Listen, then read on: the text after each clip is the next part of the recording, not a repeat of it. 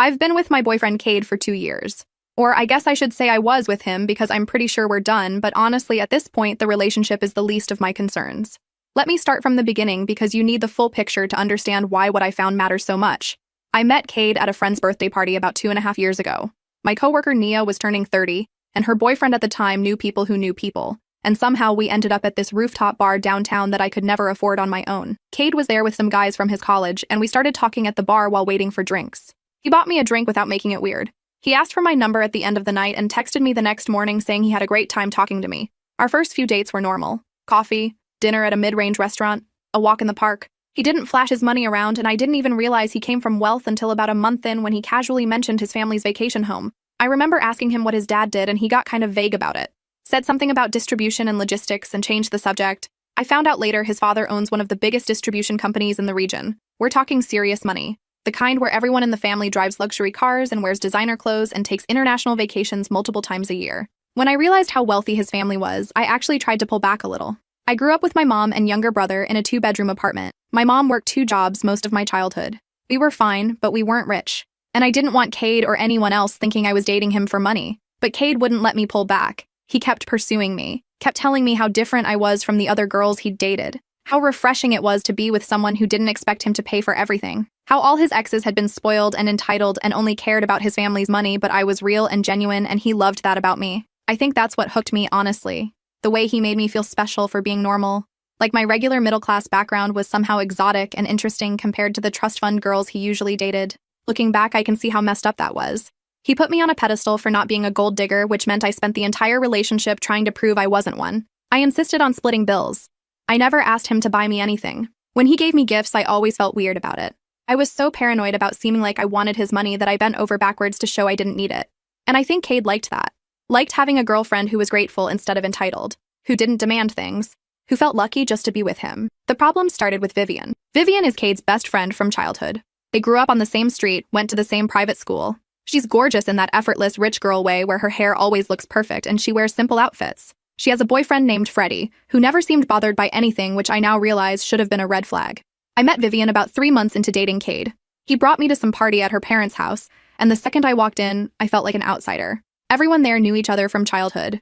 They had inside jokes and shared memories, and this whole history I wasn't part of. Vivian was nice to me, but in that polite, distant way where you can tell someone is sizing you up. I tried to like her. I really did. I told myself I wasn't going to be that jealous girlfriend who couldn't handle her man having female friends. My mom always said if a man wants to cheat, he'll cheat, and no amount of controlling will stop him. So the best thing you can do is trust until you have a reason not to. So I trusted. But over time, things started feeling off. Cade talked about Vivian constantly. Vivian said this. Vivian did that. Vivian and I are going to lunch. Vivian needs help with something. It was like she was always there even when she wasn't physically present. Then Cade bought Vivian a Cartier bracelet for her birthday. A Cartier bracelet. For his friend. I looked it up later, and that thing cost more than some people's cars.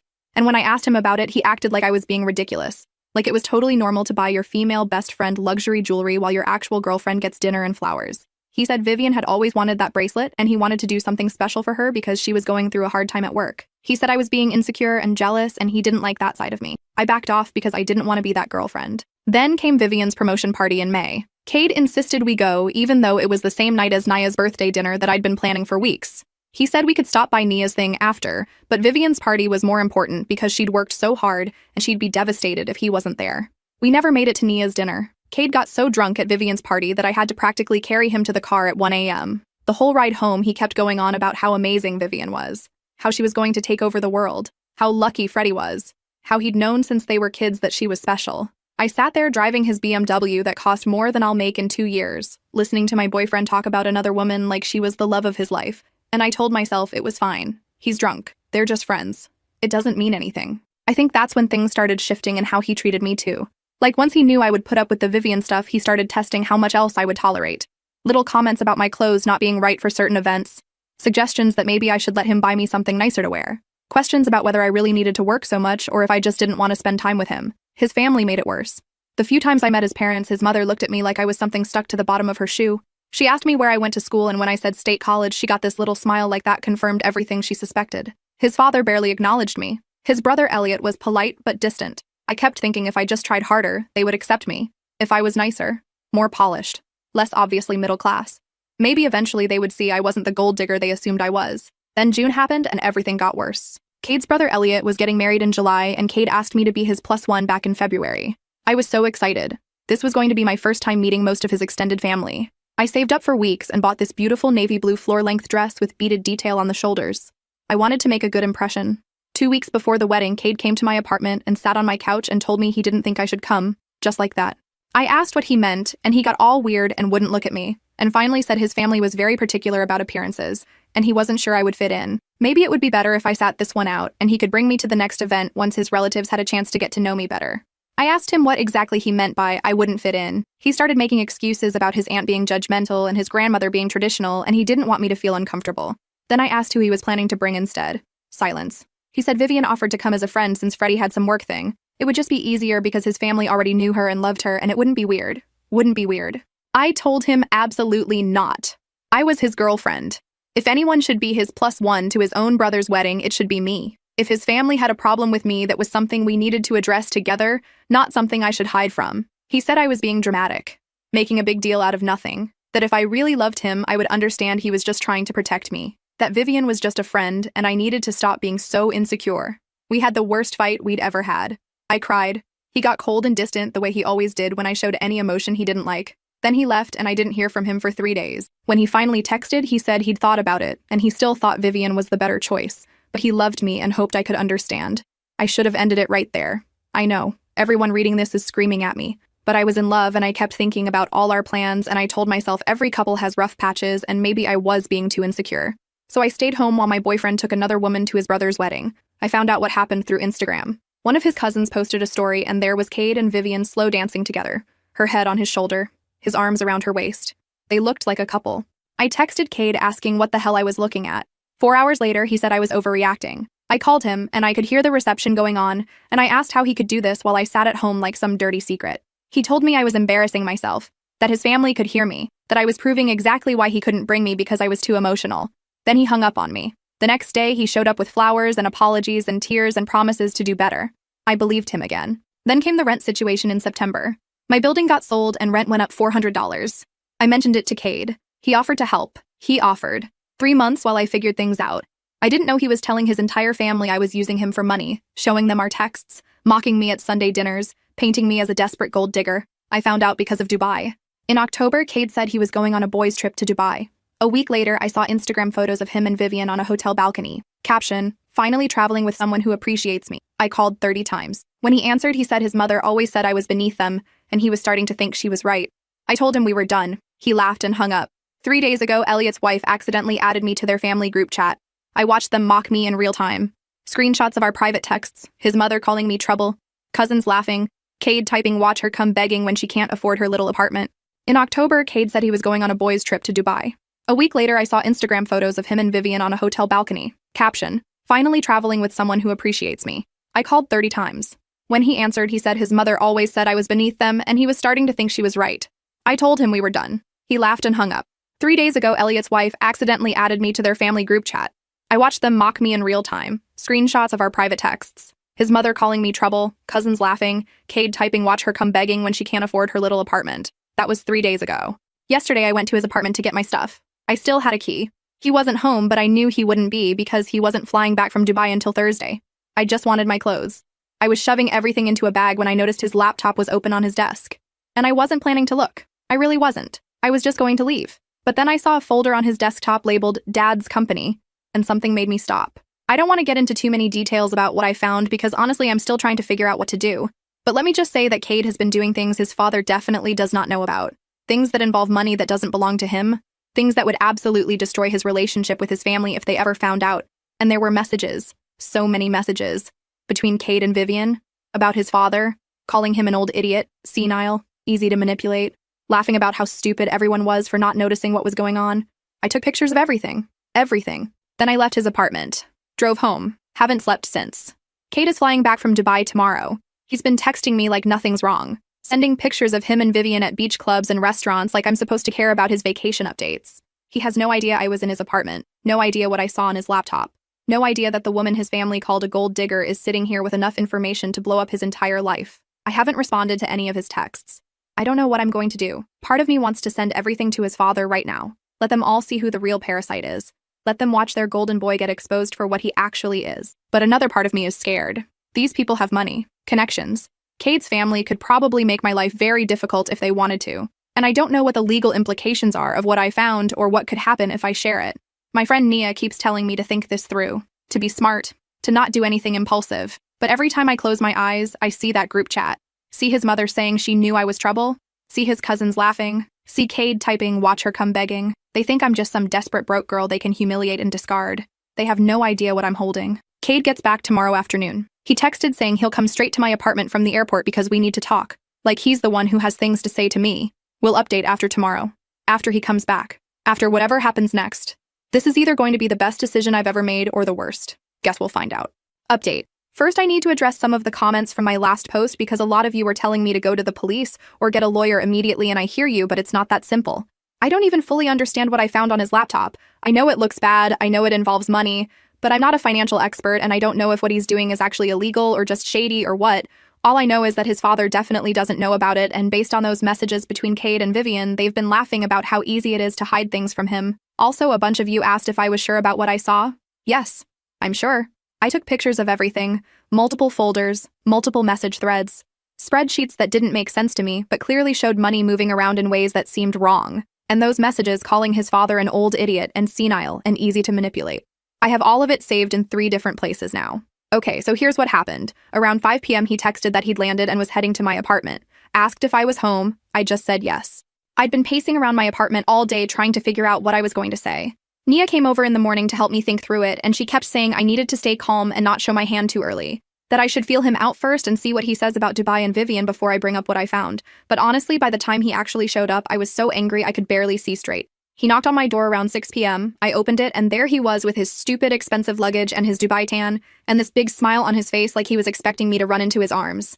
I just stared at him. He came in and tried to hug me, and I stepped back, and he got this confused look on his face like he genuinely didn't understand why I wasn't happy to see him. And that made me even angrier because how could he not understand? How could he stand there acting like everything was fine after what he did? He started talking about how tired he was from the flight and how Dubai was amazing and I should come with him next time, and the whole time I'm just standing there with my arms crossed waiting for him to acknowledge anything. Finally, I asked him how Vivian was. He stopped mid-sentence. Just froze for a second. Then he got this annoyed look and said she was fine, and asked why I was starting with that already. He literally just walked in the door and I was already bringing up Vivian. I told him I saw the pictures. He rolled his eyes. Actually rolled his eyes at me. Said, yeah, he posted some pictures, so what? It was a vacation. People take pictures on vacation. I was being dramatic as usual. I asked him why he lied about it being a boys' trip. He said he didn't lie. His friends were there too. Vivian just happened to come along last minute because she needed to get away after her breakup with Freddie. It wasn't a big deal. He didn't tell me because he knew I would freak out exactly like I was freaking out right now. I asked him about the caption, finally traveling with someone who appreciates me. What exactly did that mean? He got all defensive and said I was reading too much into it. It was just a caption. It didn't mean anything. He was talking about traveling with friends in general, not specifically about Vivian. I was twisting everything to make him look bad. And that's when I brought up the group chat. I told him I saw everything. Every single message. His screenshots of our conversations. His mother calling me trouble. His cousins laughing at me. Him saying, watch her come begging. His face changed. He asked how I saw the group chat. I told him Elliot's wife added me by accident. He pulled out his phone and started scrolling through it, and I could see him reading the messages, and his jaw was getting tighter and tighter. Then he looked up at me and said that was a private family conversation, that I shouldn't have been in there, that whatever I saw was taken out of context. Out of context. I asked him what context makes it okay to screenshot our private texts and share them with his entire family to mock me. What context makes it okay for his mother to call me trouble, and for his cousins to call me a gold digger? What context makes it okay for him to say I would come begging when I couldn't afford my apartment? He started backpedaling, saying his family could be harsh but they didn't mean it. That he was just venting because I'd been so difficult about the Vivian stuff. That he never actually thought I was a gold digger, he was just frustrated and said things he didn't mean. I asked him if his mother really said I was beneath them. He went quiet. I asked him again, because he said that to me on the phone from Dubai. That his mother always said I was beneath them. I wanted to know if that was true or if he made it up. He tried to dodge it. Said his mom had opinions about everyone and it wasn't personal. That she was protective of him and didn't think anyone was good enough. I told him to answer the question. He finally admitted that yes, his mom had said things about me, about where I came from, about my background, about how I wasn't from their world and I would never fit in. But he always defended me. He always told her she was wrong. I laughed. Because defended me how? By excluding me from his brother's wedding? By taking another woman instead? By posting romantic pictures with her in Dubai?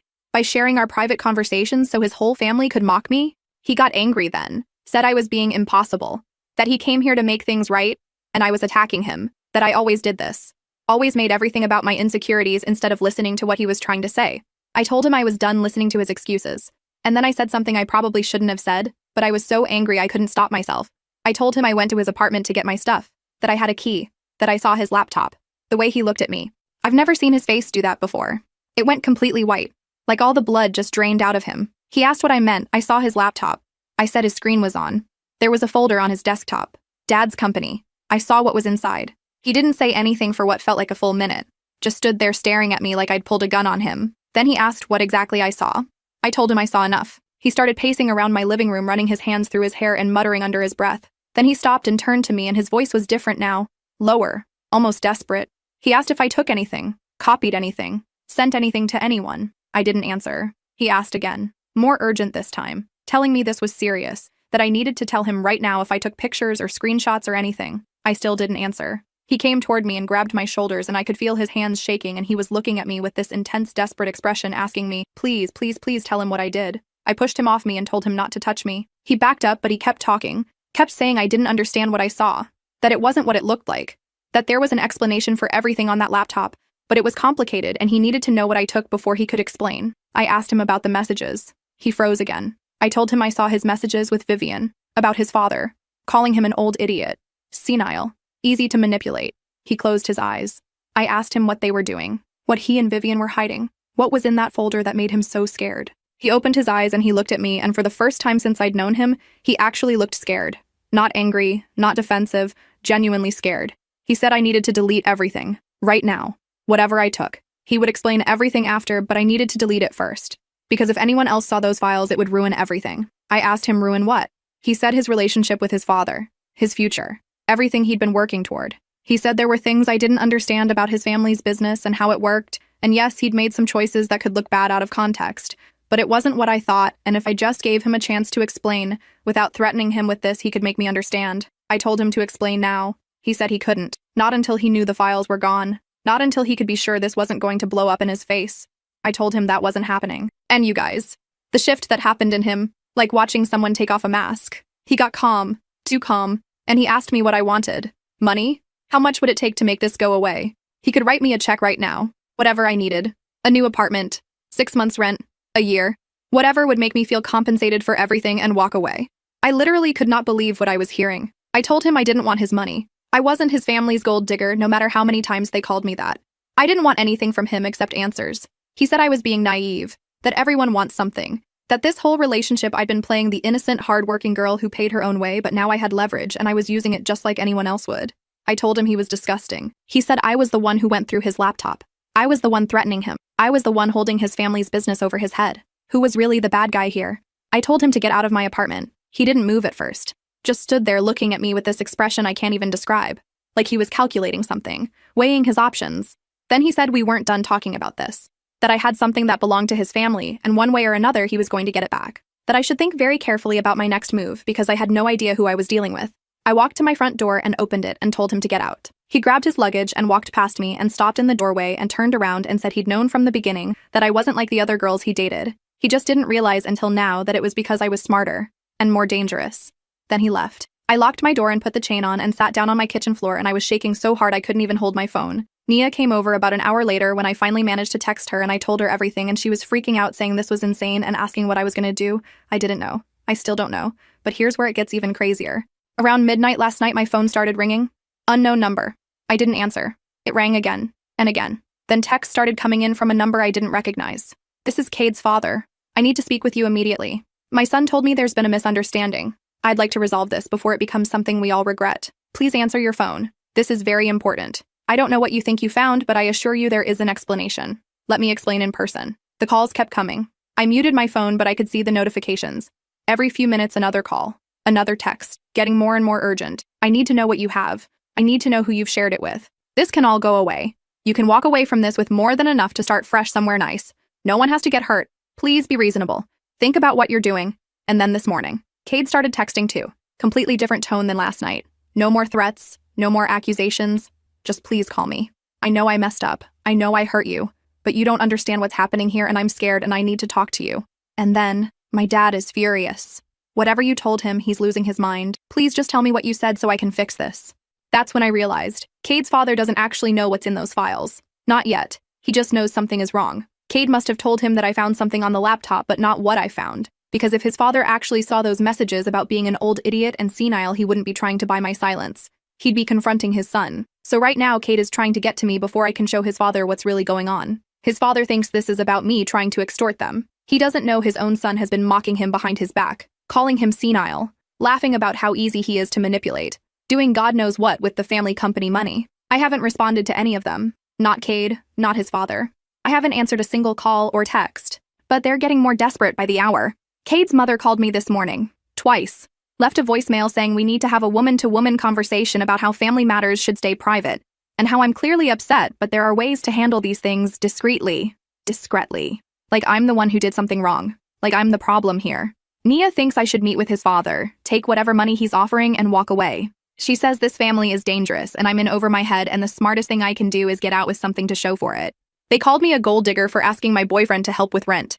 But their precious son has been doing something so bad with his father's money that the mere idea of someone finding out has the whole family in panic mode. Who's the real gold digger here? We'll update when I figure out what I'm going to do. Right now, I'm just watching them panic and trying to decide if I want to burn it all down or walk away with whatever I can get. Either way, they're never going to call me a gold digger again. Final update. Okay, this is my last update because honestly, I need to be done with this whole situation and move on with my life. But you guys have been so supportive and you deserve to know how it ended. I met with Cade's father. After my last post, the calls and texts kept coming nonstop. Cade was getting more and more desperate. His father was offering more and more money. At one point, his mother texted me saying they were prepared to offer me $50,000 to hand over whatever I had and sign an NDA and walk away. $50,000. For the girl they called a gold digger because I asked for help with rent. I thought about it. I'm not going to lie. $50,000 would change my life. I could move somewhere nicer, pay off some debt, actually breathe for once. But every time I considered taking it, I thought about that group chat. About Cade typing "watch her come begging." About his whole family laughing at screenshots of me thanking my boyfriend for helping me. About being called trash and beneath them and trouble.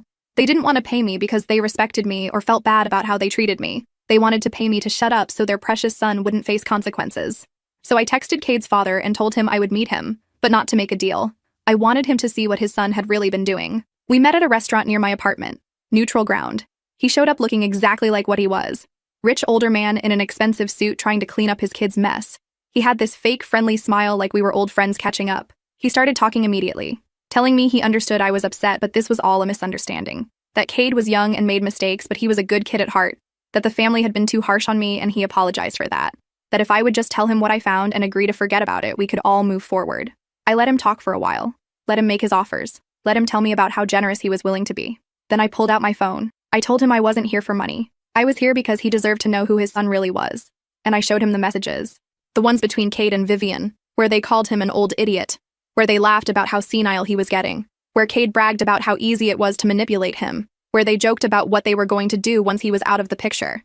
I watched his face as he read them. I've never seen someone age 10 years in 2 minutes before. He didn't say anything at first, just kept scrolling, reading. His hands started shaking. His jaw got tight. He put my phone down on the table and stared at it like it was a bomb. Then he asked me if there was more. I told him about the folder, Dad's company, about the spreadsheets that didn't make sense, about money moving around in ways that seemed wrong. I told him I didn't understand all of it, but I knew it was something Cade didn't want anyone to see. He asked me to send him everything. I did, right there at the table. Every picture I'd taken, every screenshot, all of it. He sat there reading through it on his own phone, and his face kept getting darker and darker.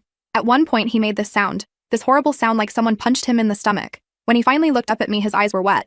He said he built that company from nothing, 40 years of his life. He brought Cade in because he wanted to pass it down to his son. He trusted him with everything because that's what fathers do. And his son called him senile, laughed about manipulating him, stole from him. He thanked me. Actually thanked me. Said he knew I probably hated his family and had every reason to, but I could have just taken the money and walked away, and instead I showed him the truth. I told him I wasn't the gold digger they all thought I was. He looked at me for a long moment and then he said he knew that now. That his wife had been wrong about me. That Cade had been wrong. That they'd all been so focused on protecting their family name that they forgot to look at who was actually threatening it. We talked for another hour. He asked me questions about my relationship with Cade, about Vivian, about when I first started noticing things were wrong. I told him everything. The wedding, Dubai, the group chat, all of it. By the end, he looked like a completely different person than the man who walked in trying to buy my silence. He apologized. Genuinely apologized. for his wife, for his family, for what they put me through. Then he stood up and said he had somewhere to be. I found out what happened next through Instagram of all places. Vivian unfollowed Cade and deleted all their pictures together.